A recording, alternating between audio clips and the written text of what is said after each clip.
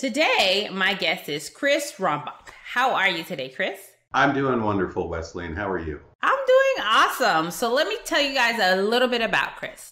He is the VP of Sales and Marketing at Ashai Kasei, I hope I said that right, Bioprocess America. He has held various leadership and sales management roles in leading B2B companies, providing processing equipment to the biopharmaceutical industry through his 30-year career. So you've been doing this for a while, 30 years, 3 decades. Tell us how you started your career and how you got to where you are today. Well, I started my career by getting into sales when I was very young. One of the first things I did was I was a paper boy, like a lot of people back in those days. And I remember the newspaper had a program that whoever got the most starts could get a $100 gift certificate, or I think it was a savings bond at the time, and something to build an X-Acto knife kit to build models. And so I went out and sold the most, and I got this great bonus, which for a 12-year-old kid was an awful lot of money, and I was hooked. And I started doing various jobs that involved some level of sales, whether it was selling, at one point I was selling oysters, then I was selling painting home services. And when I finally graduated college, I decided that I would pursue a career in sales, and started doing kind of industrial sales, and then have slowly focused over the years into where I am today, doing biopharmaceutical system and equipment sales. So how did you transition? When you graduated college, did you know you wanted to go into sales? What was that transition like for you? Well, funny enough, I graduated college with a degree in marine biology, and I thought that I was going to be, with Jacques Cousteau and sailing around the world, and that didn't happen. And I got a job actually in aquaculture, fish farming, right out of college. And then I realized it was just not my passion. I enjoyed it, but I love the competition of selling. And so I, oddly enough, applied for a job in which the hiring manager had a friend who wanted to start an abalone farm, which was where I had worked. And because of that, he called me, and I started selling right then and there. And I remember when I met with the president of the company at the time, it was a distributorship, a manufacturer's rep, he said, "Well, you have no sales experience." I said, "That's not true. I've been selling to you for the last 45 minutes, and I think I deserve this job." And so he gave me the job, and that was it. And I began my career as a professional salesperson at that time. Okay. So, like so many people, you stumbled into it, right? This is what I wanted to do. But what I really like is you took knowledge that you had, you were a marine biologist, you worked in the industry, and then you transitioned into selling products in that industry. Did you find that served you well?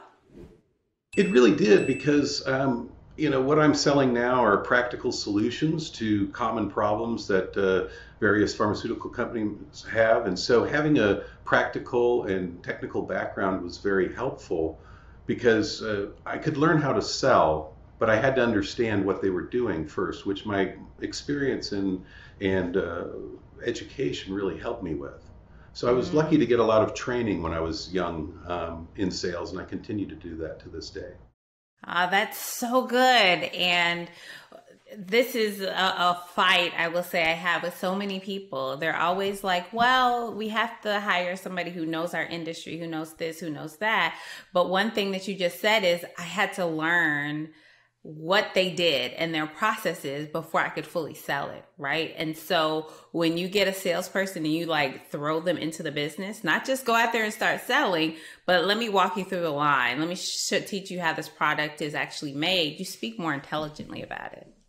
Absolutely. And being a part of industry groups and showing your customers that you're interested in their business beyond just making a sale has also served me very well. And it was a great way to learn about some of the interesting industries, because I've sold to a number of really fun and exciting companies. And when I started, it was the world's largest brewer was a customer of mine. The folks that make all of the film prints back in the day was a customer, because I was selling filtration equipment. Hair care products, all of these different things that as a kid I was always curious about how things were made. I was the kid that took the TV apart. At least I was smart enough to unplug it before I did that. But I just had this innate curiosity, and sales has been a wonderful avenue to pursue those curiosities. Yes, the most curious people are the best salespeople. So tell me about your transition into sales management. How was it happen chance? Did you decide it? How did that transition happen for you?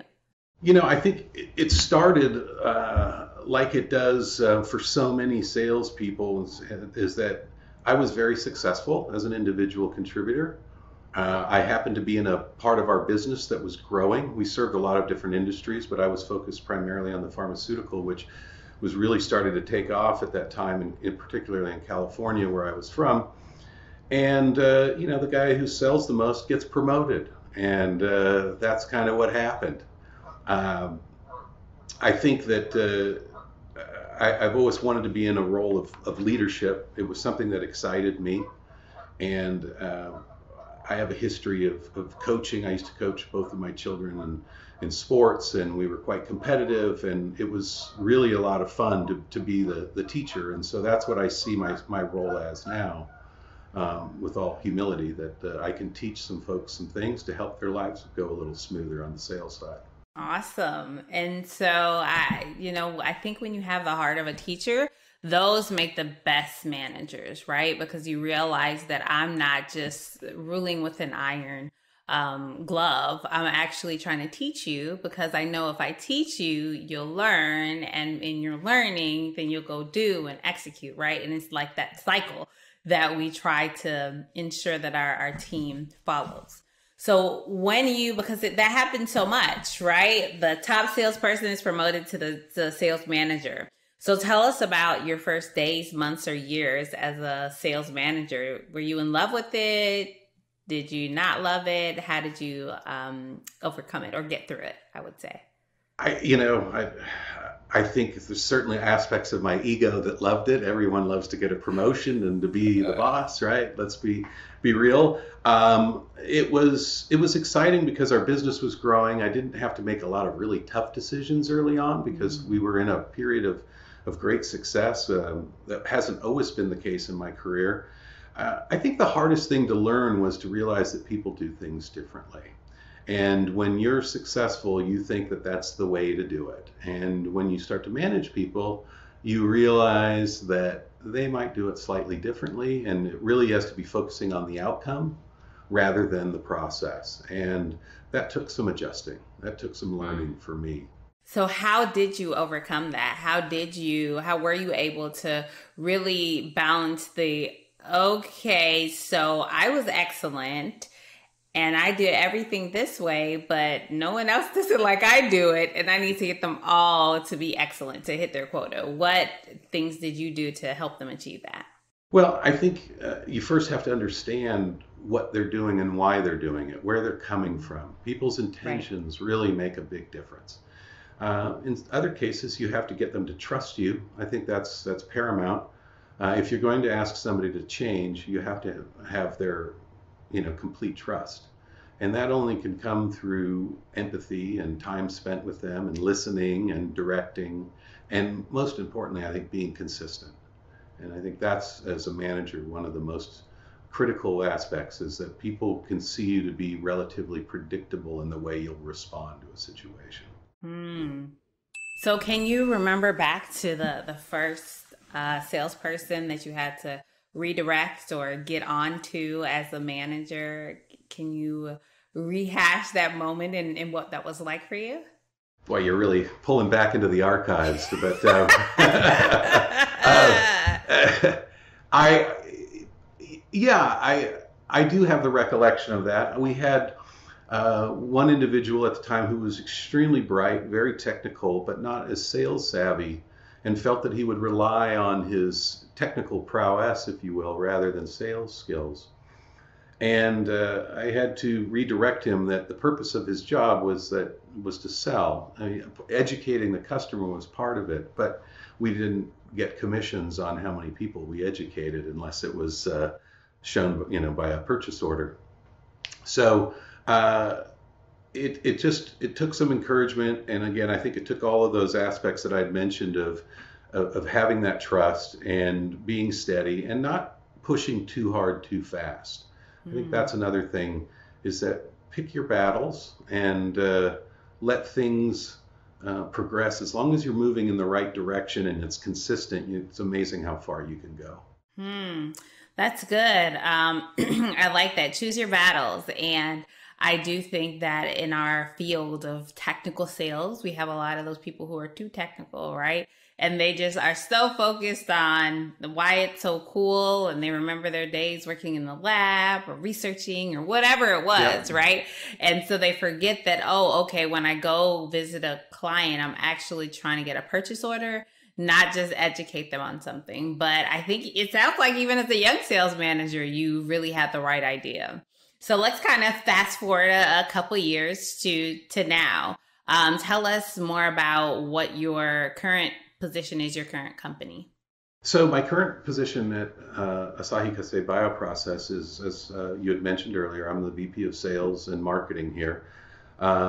This is a company that was, like many in our industry, started with a good idea in someone's garage, and they grew that to a certain size, and it was ultimately sold to Asahi Kasei. Many people don't know that name, but it's a very large global Japanese company with sales in the tens of billions of dollars in a variety of industries. And they bought this company to complement some of their existing sales here. And I was brought in about a year and a half ago to bring a certain level of professional management. The person who preceded me was someone who grew up with the company and was very successful, but I think the company outgrew him in his experience, and he chose to do something else. And so it made an opportunity for me.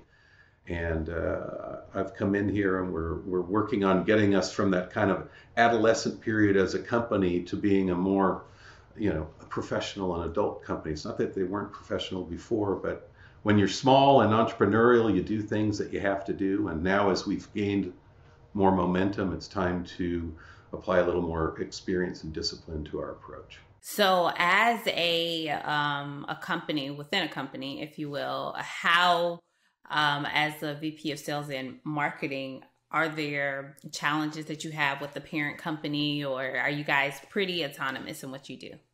We're amazingly autonomous, and I give huge credit to our parent company for that, because of course there's rules and there's guides that we have to follow and certain things, but for the most part they allow the individual business units to operate the way that they need to, and they give us quite a bit of flexibility. And I would say for international companies, anyone out there at an international company that has subsidiaries throughout the world, exactly what they are doing is how you should let business units run, right? Whether it's regional or product lines, because everything isn't the same. If we think about like a company like, let's just use a giant company like Amazon. They have Amazon Prime Video and Amazon Kindle, right? Those are two different product lines, and you have two different needs, two different customer types, right? So that's a very concrete example of what it sounds like your company is doing right. So now let's peel back the onion a little bit. You're the VP of Sales and Marketing, right? So tell me about how is it peanut butter and jelly? Do they get along well, or is it more like I have peanut allergies? I don't want to touch. I don't want to touch the peanut butter. Well, I'm a salesman at heart, and that's where my experience comes in. I've been around enough good marketing people over the years to be able to understand it and have some insights. And so I think the two teams work together remarkably well. One of the things I really do like about my current company is that various teams cooperate quite a lot, because it's a clear goal that we're pursuing. So they are very supportive, and we're starting to see the results of that.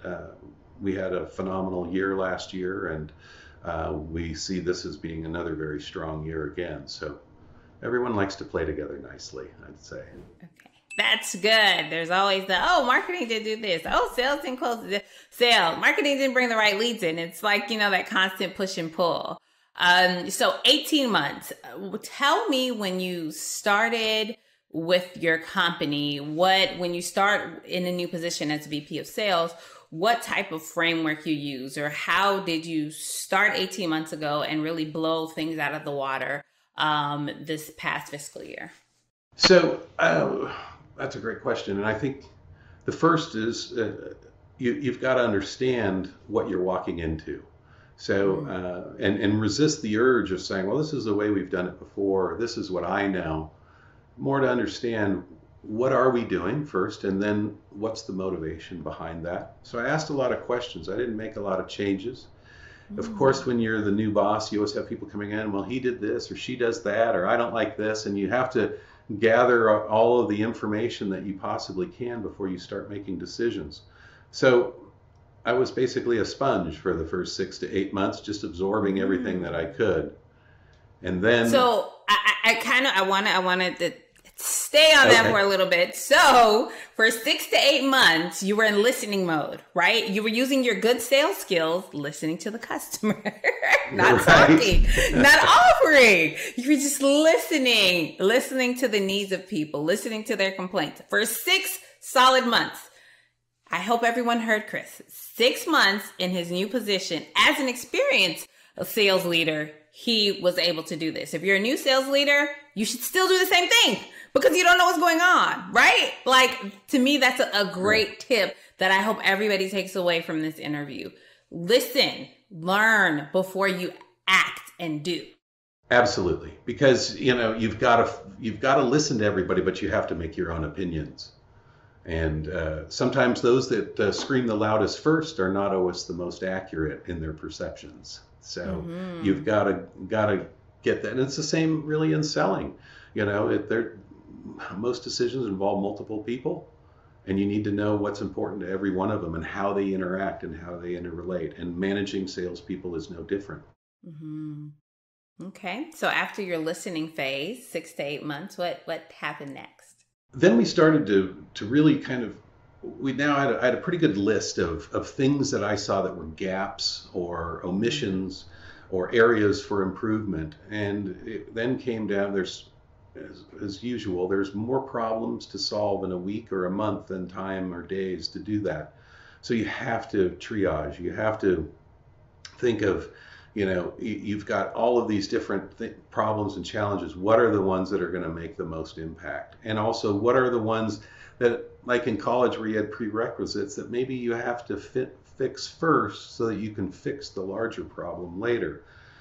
And then that message has to be conveyed to the team so they understand, because invariably people can't come to you with a myriad of problems, and some of their problems, even though they're legitimate, are not going to get solved first. And so they need to understand why you're working on what you're working on and how you've prioritized that over their problem. And that I'm not saying no, I'm just saying not now. You took what you learned and you kind of like mapped it out, but in mapping it out, it sounds like there was transparency. So people knew, like, hey, we have 50 things on the board that we have to do, but we have to prioritize them because we can't do everything at the same time. Absolutely. Yeah, it's not the time for surprises. I think people will rally behind you when they understand that, one, you have a plan, and two, they can generally accept it. Sometimes there's a little disagreement. Mine should have went first, or we should have done this first. But that's part of being a manager, that you have to step up and say, no, I'm taking this responsibility. Okay, so our roadmap is listen, transparency. I love it. All right. So what do we do next? Then you get to work. And you just start making it happen, and you just start doing things and empowering people, because now everyone knows what it is that you're targeting and what you're not targeting. That's also important. And you just start working on it and continue to do that and continue to support, follow up with the team, make sure that they've got all they need, make sure they're still motivated, obviously redirect if needed, give them congratulations, let them know they're doing the right thing. And then as things start getting finished, then it's time to start a new list. And I think that's an important lesson I've learned too, is that if you have a list that goes from 1 to 20 and you say, okay, we can do 1 through 10 this year, next year shouldn't start at 11, because there could be a new number 1. And I think that's really important too, is to constantly plan and prioritize. I love this. So we're listening, we have transparency, and then we're executing. Execution. So you take everything that you learned, you get everyone on board with what you're doing, and then you start doing. And then I like to say, what, rinse and repeat, right? And it's a cycle. So this is a circle. This is not linear. This is a cycle of things that should be happening for you as a sales leader. When you start a position, when you're 5 years in, it doesn't matter because like you said, it's a cycle, right? You're always trying to listen more, figure out, okay, should we move into new markets? And I think that the key is you have, like, I always say I have my 3 Ps, right? It's people, process, profits, right? And I'm always in that order because people are always first, process is second, and then profits will come. And as a sales leader, it's like you have the strategic stuff, right? You have the big picture, but then you have the little day-to-day things. I have these salespeople, I have these products. And in order to really grow, I think that you have to be listening to all of those things. Absolutely. And in addition to the 3 Ps, I look at it similarly and say it a little bit differently. So we're always looking for results and we wonder what drives results, and it's behavior. And what drives behavior? And many times we try and use process and content to drive behavior. But ultimately what drives behavior is people's beliefs. What do they believe in? And so we have to, as a sales manager, understand what do they believe. And of course you have to have process and content. We all use CRM. We all have ERPs that we work from and so forth. But it really comes to what do they believe? And if you can get to that nugget and find out what it is, then I think that's how you can really drive behaviors. Yes, and when I am working with sales managers, I ensure that they have goals for themselves and for their team. And I always include a personal goal, right? It's not, everything is not always about driving business. Are they saving up to buy a car, right? Are they struggling to have a child, and so they need to invest $20,000 in IVF, right? Like, why are they actually working? What are they using their commissions for, their bonuses for? Because just like you said, it's their belief system. It's what's motivating them. And when you really get to that inner core, that's when you are truly able to coach your salespeople the right way. Absolutely. And everyone's different, not just because we're all individuals, but also people are in different stages of their career. What's important to me when I was a young man starting my family is not exactly the same level of importance that I have today. Now that my children are grown and on their own. So you've got to, it's empathy. We can try and avoid empathy as much as we want, but you just can't. Everything comes back to that. Right. And I think it's also so important to recalibrate, because last time this year, I just bought a house. So my goals were, hey, I want to get furniture. This time this year, I'm like, I want to go on vacation. I've been sitting in this house for 12 months with all this furniture. Now I want to go on vacation, right? So our personal goals change. And so the reason that we're working and we're showing up and we're always driving so hard, they change. And really, to be effective, you hit the nail on the head. It's empathy, understanding their beliefs. I love it. So it seems like we're probably coming to the closer to the end of our 18 months. So tell me about what results were you able to drive in the past 18 months? So we've done a full re-implementation of Salesforce, which has now provided the company with a much better understanding of view of what the future is going to be. So we've made our business a bit more predictable. And I've gotten everybody on the team who was, it's as simple as this. Everybody was doing everything in Outlook or their own, and there was no communication. And, there are plenty of other solutions, including Salesforce, but somehow a way to bring everybody together. That was a big part of it. We grew the business which just finished in my first fiscal year, 299.6% versus the year prior. I wanted to get to 3x. I was just under. I guess if I round, I can say it was 3 times. But we grew the business by 3 times, and we have the largest open order portfolio right now in the history of the company, and the largest opportunity backlog by a factor of 4 from this time last year. That's music to my ears. And it's music to my ears because we've been talking for 20 or so minutes, And not one time did you say anything about pushing results, driving revenue, KPIs, making sure they're making phone calls or doing this or doing that. Like, we've talked about how you actually build a sales team and how you can drive those results with the people that you have. 3x. You've been there for 18 months and you've driven these results. Oh my gosh, I love it. And then you not only have you grown 3 times, you have a backlog and you have opportunities. And you have a CRM that the salespeople are obviously actually using, which is a feat unto itself, right? The salespeople actually using a CRM. So, I mean, I know that you seem like you're pretty humble, but you really should be patting yourself on the back because you've done a phenomenal, phenomenal job. Well, thank you for saying that. It's my pleasure. I mean, it's just been a fun ride, and it's back to the whole coaching thing. You know, everyone here is having a great time. It's stressful to grow that fast, that quick is a challenge, and it's obviously putting pressure on, you know, our operations and engineering teams. But they're rising up to it too. It's fun. Mm-hmm. It beats the alternative of staying flat or getting smaller. Yep. And we're pretty excited. Exactly. Oh my. So so we talked about your full process, but can you put your finger on maybe, I know it's going to be hard, but the one thing that you could attribute much of the success to? I think the easiest thing, and it sounds trite, is just getting the team to work as a team, and the success that comes from multiple people pulling and pushing in the same direction. And there were a lot of individual contributors, some successful people here, but now that we're all working together, and it's great. Somebody, you know, goes out on vacation, somebody else picks up for them. There's no question. They just, even though they're not going to get credit for that sale, doesn't matter because they know that they'll get the same in return. And so you've got to maximize every member of your team to their full potential and get them to go for the same goal, and you'll easily achieve your stated objectives. That is so powerful because so many times it's like salespeople.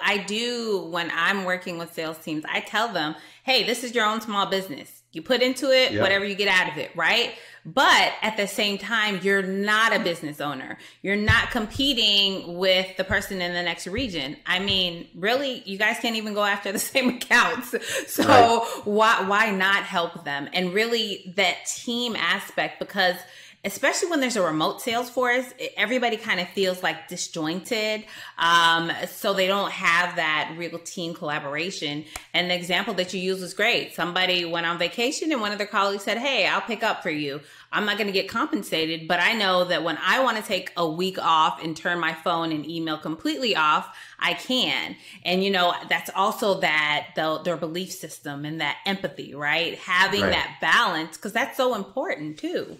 But then you got to have that process. So, you know, shout out to the CRM, because the fact that we have that in place and we built it well, it makes it very easy to transition the information to the salesperson when they come back. When they're back in the office, they can see exactly the history. They don't have to say, oh, could you forward me this email or that? So you have to have the structure to support your beliefs.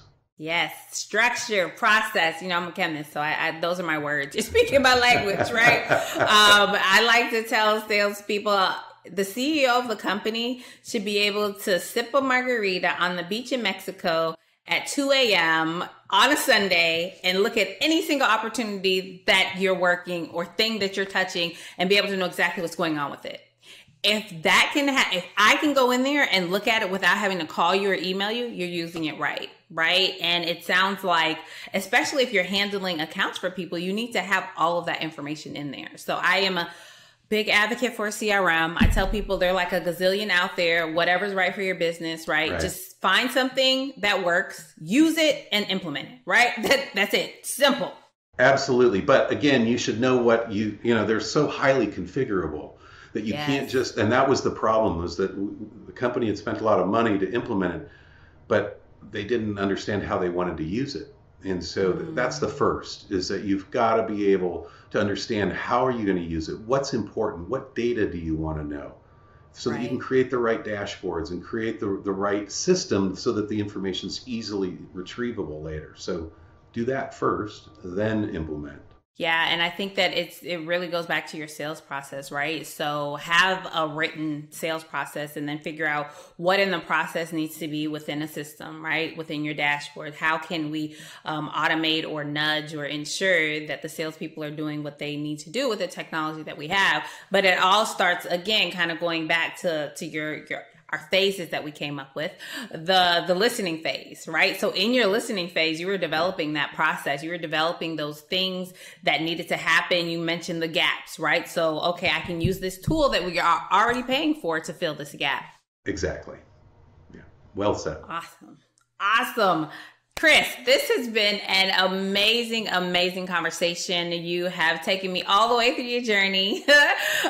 When you first started in sales, your first hard conversation, which it sounds like you handled it with grace and poise, up to now, 3x growth in 18 months.